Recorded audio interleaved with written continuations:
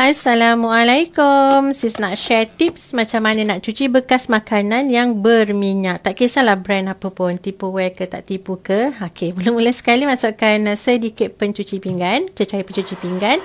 Masukkan air paip dalam 1/4, 1/5 gitulah dalam bekas makanan tu. Inilah rahsia dia, inilah tips dia.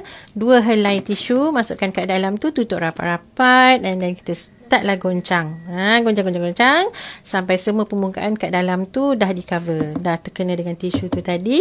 And then keluarkan tisu. Tengok tu tak sempat nak tangkap.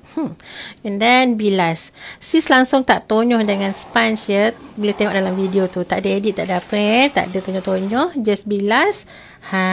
Nampak tu. Tada. Okey, penutup dia jangan lupa.